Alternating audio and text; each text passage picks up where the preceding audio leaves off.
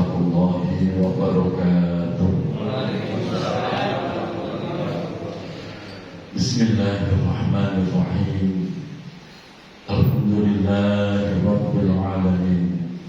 Wassalatu wassalamu ala asyrafil anbiya wa imamil mursalin Sayyidina wa habibina wa maulana Muhammadin wa ala alihi wa sahbihi ajma'in. Hasbunallahu wa ni'mal wakil, ni'mal maula wa ni'mal nasir, wa la hawla wa la quwwata illa billahil aliyyil azim. Allahumma iftah lana abwabal rahmah, Allahumma anfa'na bima 'allamtana wa 'allimna ma yanfa'una bi rahmatika ya arhamar rahimin. Amin ya rabbal alamin. Al-Mukarramun, seluruh pengurus DKM Mushola Rawdatul Hasanah, Ketua DKM Bapak Slamet Riyadi, para tokoh masyarakat, para sesepuh, seluruh jamaah, Bapak Ibu, mohon maaf tidak disebut nama satu persatu tanpa mengurangi rasa taklim. Semoga kita semua senantiasa Allah sehatkan lahir batin kita, Allah tambah keberkahan hidup kita, Allah istiqomahkan kita di dalam kebaikan, dan kelak diwafatkan dalam keadaan husnul khotimah. Amin ya rabbal alamin. Alhamdulillah wa syukurillah, pada kesempatan malam hari ini kembali Allah kumpulkan kita di taman surganya Allah, majelis ilmu, melanjutkan kajian kitab Irsyadul Ibad. Silakan Ustaz Kamaludin. Dan syukur alhamdulillah malam ini istimewa karena turun rahmat buat kita semua. Hujan. Maka tadi dari rumah kayaknya udah redaan, masuk ganti mah banyak nih ya, alhamdulillah jadi seger. Hujan pertama setelah lama gak ada hujan itu menjadi obat. Ini terangkan dalam kitab Khazinatul Asrar. Lama gak ada hujan, terus ada hujan pertama itu menjadi obat. Maka tadi anak saya pulang sekolah jam 5, saya suruh hujan-hujanan. Dua-duanya saya suruh hujan-hujanan, karena menjadi obat. Banyak barokahnya. Salah satunya itu sampai terangkan dalam kitab itu termasuk obat mandul, Pak. Susah punya anak, nah itu kalau hujan pertama tuh ditampung diminum, ya, hujan-hujanan diminum, itu jadi obat. Itu keterangannya ada dalam kitab Khazinatul Asrar. Tadi Bapak maksud hujan-hujanan sehat. Dan jemaah yang dirahmati Allah, kembali kita melanjutkan kajian Irsyadul Ibad. Kita masih di bab Ar-Riddah, belum selesai-selesai. Ya apa-apa, pelan-pelan. Memang kita ngajinya juga ya pelan-pelan, dikit-dikit gitu ya. Acara keluar ya keluar gitu. Santai kita mah. Tentang riddah, yaitu menjelaskan tentang sikap atau ucapan yang bisa menyebabkan seseorang menjadi murtad, keluar dari Islam. Selanjutnya Bismillahirrahmanirrahim.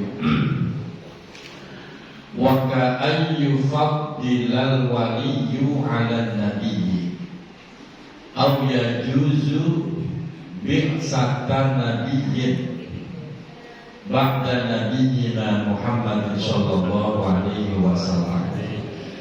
Termasuk menyebabkan murtad wa ka'ayyu faddilal waliyya 'ala nabi, yaitu ketika mengunggulkan, melebihkan seorang wali melebihi daripada derajat Nabi Muhammad sallallahu alaihi wasallam. Itu murtad, Pak.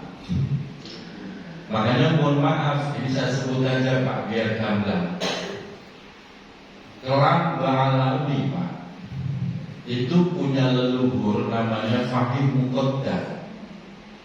Itu oleh mereka luar biasa, mereka mengunggul-unggulkan.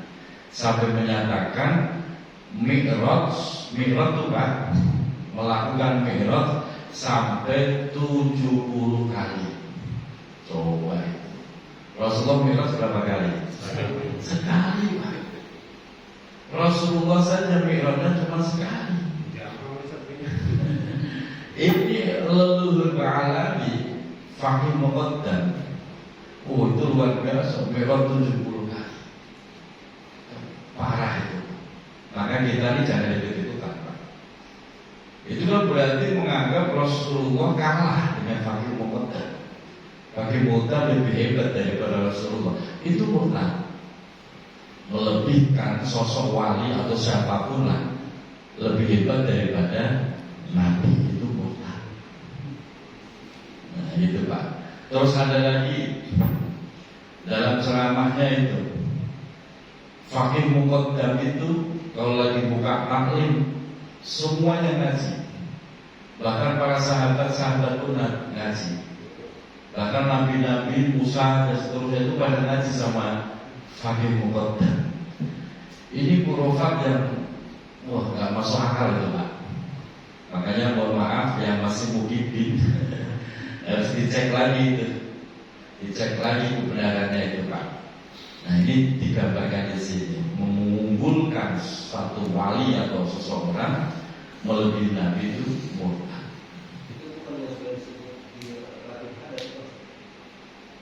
Tapi muqaddamnya, ya tadi disebut di latihan. Itulah kadang-kadang saking fanatik atau bagaimana itu akan muncul kurofat, melebih-lebihkan sampai mengalahkan derajatnya Nabi. Namun sampai 70 coba Rasulullah aja itu udah masuk akal. Nah, makanya di sini Bapak cinta silakan, tapi harus kritis. Kalau kelihatannya nggak masuk akal, terus bertabrakan dengan syariat, udah yang begitu nanti tinggal aja Pak. Selanjutnya, au yajuzu bi'asata nabiyyin ba'da nabiyyina, atau sebuah pendapat yang menganggap bolehnya bi'asata nabiyyin, yaitu diutusnya seorang nabi ba'da nabiyyina, setelah Nabi kita Muhammad sallallahu alaihi wasallam. Dia mengatakan mungkin bisa jadi ada nabi setelah Nabi Muhammad. Kata bisa jadi loh Pak, ya jujur memperbolehkan, itu udah bikin murtad. Apalagi meyakini ada nabi setelah Nabi Muhammad, ya tambah murtad lagi. Apalagi ngaku-ngaku mengatakan bisa jadi, boleh jadi ada nabi setelah Nabi Muhammad, itu sudah murtad. Ini akidah Pak. Akidah itu tidak ada tawar-menawar. Akidah itu memang harus paten Pak. Oh iya, enggak. Nah kalau fikih muamalah kita bisa lentur, fleksibel Pak. Tapi kalau ada akidah itu nggak boleh lentur. Ya boleh jadi sih ada nabi setelah Muhammad, kelihatan sok bijak, tapi itu justru malah murtad. Nggak ada istilah sok jadi, bisa jadi, boleh jadi, nggak ada. Pokoknya tidak ada nabi setelah Nabi Muhammad. Nah, harus begitu Pak, konsisten, tegas urusan kita. Kalau enggak murtad Pak. Wa ayyaqula innahu ra'allaha ayana fid dunya. Termasuk murtad wa ayyaqula, seandainya ada yang mengatakan innahu, sesungguhnya dirinya ra'allaha ayana, bisa melihat Allah iyana dengan mata telanjang di dunia, di kehidupan dunia. Kalau ada orang ngaku melihat Allah dengan mata telanjang, pastikan itu kebohongan. Kok kita percaya? Kita murtad. Allah itu maha gaib, sehingga sesuatu yang gaib itu tidak bisa dilihat. Ini kita yakini. Di mana di dunia itu tidak bakal bisa dilihat. Lihatnya nanti di akhirat. Itu pun hanya khusus penduduk-penduduk surga yang memang Allah pilih bisa melihat Allah secara langsung. Ila rabbiha nadhira. Mereka bisa melihat Tuhannya dengan pandangan mata. Itu pun penduduk surga khusus, gak semua penduduk surga, khusus orang pilihan. Nah ini kok di dunia gara-gara cuma bertapa di gunung-gunung seminggu terus turun ngaku-ngaku lihat Allah. Itu murtad. Kalau bapak percaya, ya bapak tak mau murtad. Tapi dia hebat tuh, ucapannya itu terselang. Dukun mah begitu pak, terselang karena dia dibantu sama jin-jinnya. Jadi jangan gampang percaya, bisa jadi dia memang benar-benar melihat Tuhan. Buktinya dia turun gunung jadi orang hebat. Bapak jangan percaya, ini akidah. Apapun itu jangan pernah percaya. Kasus di Bulan Timur pak, orang-orang nyebutnya ustaz. Kalau menurut saya dia bukan ustaz, dukun ya, pak. Ketika pemilihan wali kota, dia salah satu tim SS. Tim SS. Wah, bener-bener pak. Ritualnya telanjang, bertapa. Anak buahnya heran. Oh ternyata Pak Ustaz begitu ya. Nelfon saya, menurut Kiai gimana? Saya bilang langsung itu sesat. Itu sesat. Tidak ada ritual dalam Islam harus telanjang, tidak ada. Tapi dia doanya lanjut. Itu mah gampang dari. Kadang-kadang orang awam itu begitu pak, lihat doanya cosplong, udah ada orang bener aja. Dukun itu semuanya begitu pak. Ini hati-hati kalau bapak berobat sama orang pinter, tanda kutip, hati-hati pak. 3 unsur pak disebut dukun. Jadi bapak biar tidak salah paham, ada ahlul hikmah, ada dukun. Lihatnya dari mana? 3 unsur. 1, ritualnya bagaimana? Kalau ritualnya duduk, sila, zikir, aman. Lah ini telanjang gitu. Telanjang bertapa, udah itu gak ada toleransi, pasti dukun. Yang kedua, kalimatnya. Kalimatnya apa nih? Zikir, kalimat thayyibah atau mantra, manggil-manggil dunia dannya. Nah, di situ yang membedakan pak. Kalau ahli hikmah, kalimat thayyibah, zikir-zikir maksurah, Al-Quran, itu ahli hikmah. Tapi kalau udah mantra gak jelas, manggil-manggil nama dannya, dunia, itu udah pasti dukun. Bapak gak usah pakai ragu, pasti dukun. Tapi dia haji 3 kali, pasti dukun walaupun haji pak. Saya pastikan pak. Jadi bapak dalam berkait saudara kan masyarakat itu begitu. Tapi dia pak haji, jangankan pak haji loh. Jadi jangan heran itu pak. 2. Yang ketiga, media yang digunakan. Kalau media yang digunakan sekedar air putih, garam, aman pak.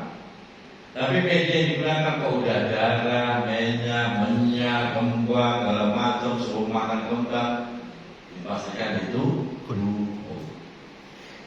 Bapak pernah suruh makan kembang? Jangan pak. Lontong aja lebih enak. Parah loh pak itu. Kalau udah makan kembang pak, bapak itu udah jadi piaraan. Bapak nggak bisa lepas dari si dukun itu. Susah. Prosesnya susah untuk melepas itu pak. Karena saya pernah menangani kasus itu susah. Sampai 3 kali rupiah baru kelar. Itu pun saya sakit pak. Sakit 3 hari di situ. Nggak cocok, nggak sesuai pak. 100.000 saya sakit 3 hari. Ya sebanding ya. Nanti kalau kita lihat ngomong ya nggak apa-apa lah. Begitu pak ya. 3 unsur itu bapak mengidentifikasi ini ahli hikmah apa dukun. Lihat dari 3 itu pak. Selanjutnya, au kallamahu syafaha, atau dia merasa kallamahu bisa bercakap-cakap dengan Tuhan. Syafahan yaitu bibir ketemu bibir, syafaat. Kalau ada yang ngaku, saya berdialog langsung dengan Tuhan, jangan percaya. Ujung-ujungnya di penjara tuh Ali Musabbih. Ngaku jadi nabi. Apalagi ini malah ngaku ketemu Tuhan, lihat Tuhan, bisa kalamah, bisa berdialog. Jangan percaya, Pak. Walaupun dia mungkin mengagumkan, bisa terbang sekalipun, Pak, dia jangan percaya kalau dia pernah ketemu Allah. Jangan percaya. Oh, dia ahli bacok, ahli peluru, bisa terbang. Semua gitu aja kok. Itu aja kok kagum. Oh, jangan, Pak. Bahaya.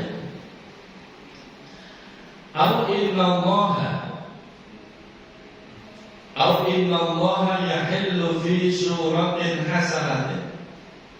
Atau dia berkeyakinan innallaha, sesungguhnya Allah, yahillu itu menjelma fi suratin hasanatin, dalam bentuk yang indah. Jangan percaya, Pak. Semua bohong. Lalu Nabi Muhammad aja gak pernah ketemu Allah loh, Pak. Gak pernah. Ketika Rasulullah, ketika Nabi Musa itu kepengen melihat Allah, falamma tajalla rabbuhu lil jabali ja'alahu dakka wa kharra Musa shahiqa. Nabi Musa kan bisa komunikasi, tapi gak bisa lihat, Pak. Terus dia kepengen lihat, kata Allah, falamma tajalla rabbuhu lil jabali, kamu lihat gunung itu.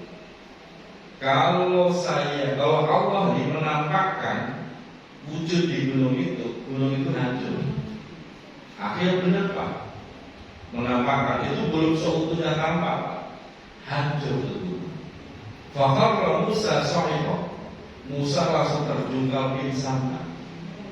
Gak ada yang bisa bangunin Nabi Musa, Pak. Diriwayatkan itu pingsannya 3 hari 3 malam. Itu baru melihat ajar di sinarnya Allah di gunung. Gunungnya hancur, Nabi Musa pingsan 3 hari 3 malam. Gak bakal kuat. Lalu itu ada orang-orang wanita ngaku melihat Allah, agak aneh gitu loh, Pak. Tapi itulah Indonesia, kadang-kadang jualan begitu ya ngaku gitu loh, Pak. Ada yang ikut, ada pengikutnya. Jangan percaya, Pak. Wah, saya melihat Allah dalam bentuk sinar yang indah. Bohong semua, Pak. Bohong.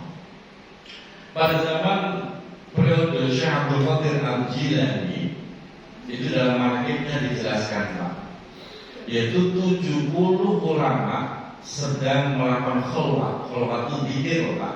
Ulama loh, Pak, ini bukan dukun. Ulama zikir, khalwat, menyendiri. Dia melihat sebuah sinar yang begitu indah terangnya. Terus sinar itu ngomong, wa qad abahtu lakal muharramat. Dia dengar suara dari sinar itu, wa qad abahtu lakal muharramat, maka aku halalkan bagimu al muharramat, yang tadinya aku haramkan. Udah itu ulama begitu selesai turun gunung, ya mabuk, ya zina, karena merasa sudah mendapatkan legitimasi, mendapatkan legalitas dari Allah dengan suara dari sinar. Coba itu ulama loh, Pak. Sekelas ulama, sesat semua itu, Pak. Turun gunung langsung zina, mabuk, segala macam, Pak. Kata Syekh Qadir Jilani, ulama itu telah sesat. Kenapa orang dikir kok sesat? Nah, di sini loh, Pak. Bapak kalau dikir umum, nggak perlu guru, nggak apa-apa. Dikir habis sholat, yang gitu ya, nggak perlu ijazah guru, nggak apa-apa. Tapi kalau Bapak mau dikir khusus, pakai acara di tempat yang sepi, dengan hitungan tertentu, waktu tertentu, Bapak harus pakai guru, pakai ijazah. Kalau nggak ada guru, nggak ada ijazah, jangan. Kalau nggak sesat, stres ujung-ujungnya. Kalau nggak sesat, stres turun dari gunung, linglung, jangan. Dikir-dikir umum saja, di sholat, tasbih 33 kali, alhamdulillah 33 kali takbir. Itu nggak usah pakai guru, ijazah nggak, karena itu udah ada hadis yang jelas. Tapi yang zikir-zikir khusus jangan dikerjakan kalau nggak pakai guru. Itu namanya nanti bapak kena penyakit keberatan ilmu. Akhirnya pikirannya lengan, stres. Kalau nggak sesat, stres. Nah makanya jangan. Kalau pengen belajar begituan, cari gurunya dulu. Jangan sembarangan. Cuma gara-gara lihat di YouTube. Kalau pengen bisa terbang, begini atau begini, udah deh. Akhirnya keluar dari kamar, terbang enggak. Jadi dia stres. Orang lama dia Pak, dekat asal polisi. Akhirnya saya nggak kesana. Ceritanya gimana Pak? Gak tahu ini untuk kamar 7 hari Pak Ustaz. Dikir kamar 7 hari. Gak mau keluar, dikunci terus.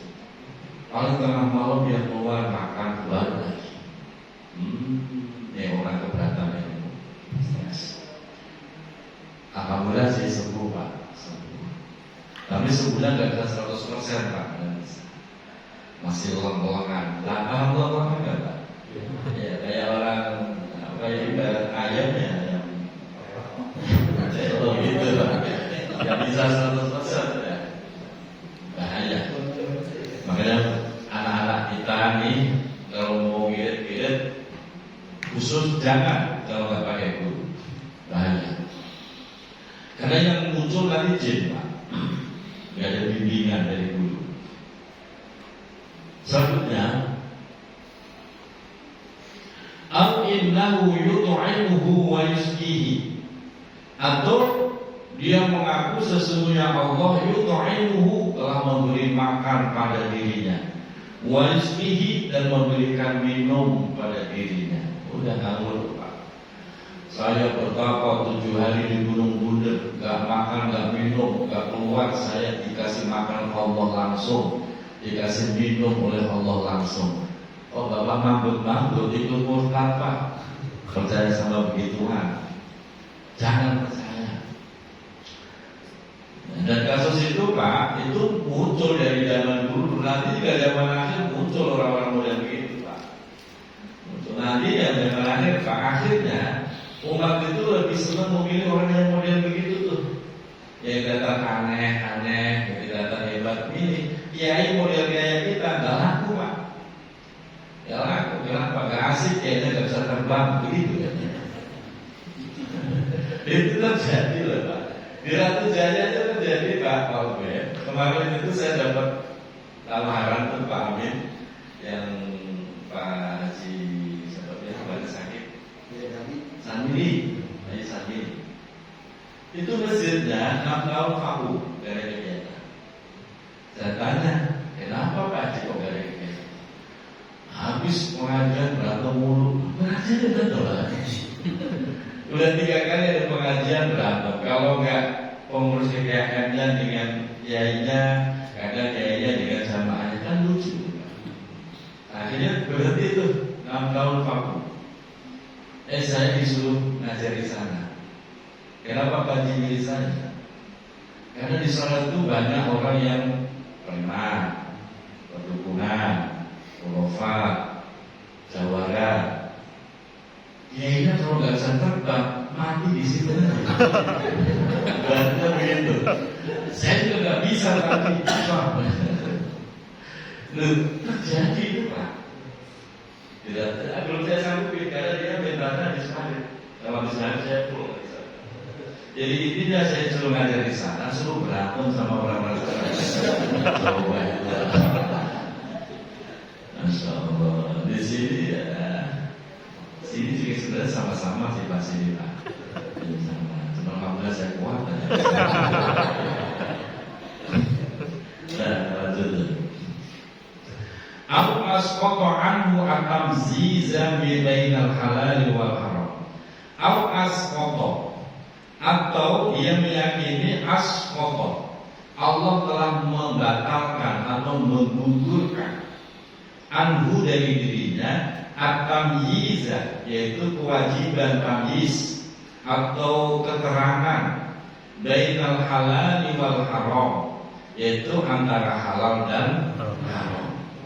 Dia meyakini turun dari kapal, dia yakin Allah telah membatalkan kewajiban sholat 5 waktu. Yang wajib sekarang cuma 3. Umpamanya pada orang ngomong begitu, jangan dipercaya. Jangan. Ya sama tadi saya contohkan ulama di zaman Syekh Abdul Qadir Al-Jilani. Wa qad abahtu lakal muharraman. Bayangkan Pak, Bapak dari lagi zikir di tempat yang sepi, sunyi, tiba-tiba muncul sinar terang indah. Dari sinar itu muncul suara. Wa qad abahtu lakal muharraman. Sungguh aku halalkan bagimu apa yang pernah aku haramkan. Kalau Bapak di posisi itu bisa jadi Bapak manggut-manggut. Alhamdulillah Allah sudah menemui kan gitu Pak. Makanya akidah itu penting. Sebelum kita belajar yang macam-macam, akidah itu nomor 1. Biar gak gampang dipengaruhi dengan hal-hal yang seperti itu. Ini sesat semua itu 70 ulama. Ya kayak begini, menganggap bahwa Allah merubah atau menggugurkan sebagian yang halal dan yang haram itu bahaya itu menurut saya Pak. Makanya standar kebenaran itu adalah Al-Quran, hadis, ijma', qiyas. Itu standar kebenaran. Dan oleh siapapun yang bawa dari manapun daerahnya standar kebenaran itu. Jangan juga jadi orang yang ini ada statement begini Pak. Di sini kan kalau baca surah Al-Fatihah pakai basmalah. Kalau di Makkah Madinah itu gak pakai basmalah, langsung Alhamdulillah. Kan gitu Pak. Akhirnya dia ikut-ikutan. Semua ustadz kiai yang baca basmalah dianggap bodoh semua, dianggap salah semua. Kenapa? Karena gak sama dengan Makkah dan Madinah. Jadi dia mengukur kebenaran itu bukan syariat tapi Makkah Madinah. Padahal dia nggak tahu kenapa Makkah Madinah imamnya bangga pakai basmalah masuk hamdalah. Sebenarnya sah-sah saja. Karena qiraahnya imamnya berbeda, mazhabnya juga beda. Basmalah dalam Fatihah ulama beda pendapat. Imam Syafi'i itu mengatakan basmalah bagian dari Fatihah. Imam yang lain seperti Hanafi, Maliki, kalau Maliki, Hanafi sama, basmalah bukan bagian dari Fatihah. Jadi Imam Syafi'i nggak pakai basmalah, basmalah dibaca sir pelan. Allahu Akbar. Bismillah. Alhamdulillahi Rabbil Alamin. Begitu Imam. Jadi istilahnya pelan, hamdalah jalan. Karena menganggap basmalah bukan bagian Fatihah. Itu perdebatan zaman dulu. Nah ini orang tak paham. Tahu-tahu ulama Indonesia dianggap ulama Indonesia salah, sesat karena nggak sama dengan Makkah Madinah. Kan salah. Kalau mau mengukur kebenaran bukan karena daerah, tapi syariat. Jadi jangan salah gitu loh Pak. Akhirnya fanatik buta itu membuat kita salah tapi tidak berasa salah. Atau innal abda, atau dia punya keyakinan innal abda sesungguhnya hamba yasilu bisa sampai ilallahi kepada Allah min ghairi thariqil ubudiyah dengan tanpa jalan ubudiyah. Kalau ada orang ngomong begini jangan percaya Pak. Maka Islam kejawen sesat. Bapak jangan ragu Pak, Islam kejawen sesat. Islam kejawen itu gak mau sholat Pak, tapi dia meyakini bisa sampai ke Allah. Karena yang penting eling kan gitu. Dia kalau sholat dia udah duduk diem eling gitu Pak. Kata dia percuma lo sholat kalau pikiranmu melantur kemana-mana gak eling sama Tuhan. Mending gua gak sholat tapi eling gitu Pak. Lah orang Arab udah ngomong begitu bangkut-bangkut. Bisa juga. Kan sesat aja Pak. Itu karena orang kejawen itu meyakini bisa sampai kepada Allah tanpa ubudiyah. Ngawur itu Pak. Gak usah sholat, yang penting eling. Kan ngawur itu. Dan ternyata pejabat di pemerintah wali kota Pak, itu terhitung ada 9 orang yang mengikuti aliran kejawen. Mungkin nggak tahu orangnya. Saya udah ngantongin namanya itu Pak. Saya udah ngantongin namanya. Ada 9 pejabat pemerintah wali kota itu yang ngikutin aliran kejawen. Orangnya memang baik Pak, sedekahnya bagus, adab berakhlak dengan sesama bagus, tapi gak mau sholat. Yaitu alasannya, percuma kamu sholat masih nyolong juga. Lebih gua gak usah sholat gak pernah. Udah logikanya begitu terus Pak. Percuma kamu sholat sedekah aja gak mau. Percuma kamu sholat pikiranmu ngelantur kemana-mana gak pernah eling sama Allah. Mending gua. Wah, masyarakat di dokter begitu ya nggak pernah belajar akidah, manggut-manggut. Iya, saya sholat ngelantur mulu ya. Ini nggak sholat kali ya? Bahaya itu Pak. Nah ini tegaskan di sini. Orang yang meyakini bahwa hamba bisa sampai kepada Allah dengan tanpa jalan kemudian, itu mutlak. Jangan dipercaya. Rasulullah saja, pemimpin para nabi dan rasul aja sholat. Begitu cara bangun logikanya Pak. Rasulullah aja sholat, apalagi cuma kita. Bagaimana sampai ke Allah sholat dalam malam? Rasulullah sholat. Sahabat, orang-orang yang dijamin masuk surga, itu sholat yang pernah ditinggal. Lo ini cuma pakai belakon doang. Udah ngaku ketemu Allah sampai kepada Allah tanpa sholat. Jangan. Di pulau ada yang saja. Ini cucu dalam pulau ya.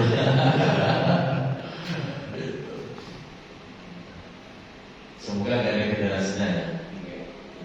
Gak ada. Masih ada? Itu dikasih tadi berikan terserah. Ya gimana kasih terserah orang yang pernah datang di Masjid Salim. Susah lagi. Gitu. Nah, di pulau ada orangnya baik. Baik, secara sosial baik Pak. Cuma nggak mau sholat. Itu aja. Selanjutnya, Aw innahu wasala rukbatan saqata anhu taklifu biha. Atau dia meyakini indahu sesungguhnya dirinya wasala bisa sampai rukbatan pada satu rukbah tingkatan. Saqata anhu taklif dengan menggugurkan beberapa taklif kewajiban biha atas ubudiyah tadi. Ngapain sih sholat? Saya nggak usah sholat aja. Semua orang menghargai, menghormati itu. Saya nggak usah sholat, harta saya banyak. Saya nggak usah sholat, doa saya aja diijabah. Kalau Bapak dengar omongan orang model begitu, Bapak manggut-manggut. Iya, saya sholat tiap hari, doa gak diijabah. Rezeki juga masih seret, gitu ya. Bapak itu murtad nanti. Jelas Bapak Ibu ya. Jadi jangan iri, jangan kepengen, jangan tergoda kalau Bapak Ibu lihat orang model begitu. Sholat enggak, puasa enggak, badannya sehat, rezekinya banyak, keluarganya juga kelihatannya cerdas-cerdas anaknya. Dan kita yang sholat rajin, rezeki seret, badan sakit-sakitan mulu, anak bandel. Nah, apakah saya gak sholat? Sekalian gak sholat kali ya, itu bahayanya begitu Pak. Itu makanya akidah diyakini. Pokoknya sholat, pokoknya ibadah. Masalah dia dikasih kemuliaan Allah tanpa sholat, itu namanya bukan anugerah, namanya istidraj, diambulin oleh Allah. Kalau bahasa Betawi diambulin, kalau bahasa Jawa dilulu oleh Allah. Paham Pak? Dilulu, diambulin pahamnya? Biarin begitu, dilulu, dijor sama Allah. Tapi nanti habis dia. Nah, gitu Pak. Itu akidah. Kalau kurang kuat akidahnya bisa oleh nggak ikut sholat Pak. Iyalah, daripada saya sholat kelantur mulu, dosa mending nggak usah sholat. Yang penting Nah gitu wah bahaya itu Pak. Logikanya masuk Pak. Logikanya masuk. Akidahnya kan udah langsung ikut Pak. Maka akidah diperkuat. Dan gampang didoktrin seperti itu. Wakada dan begitu juga yukaffiru man sakhara bismillahi ta'ala au nabiyyihi au bi amrihi au nahi dan seterusnya. Wakada dan begitu juga artinya menjadi murtad. Yukaffiru yaitu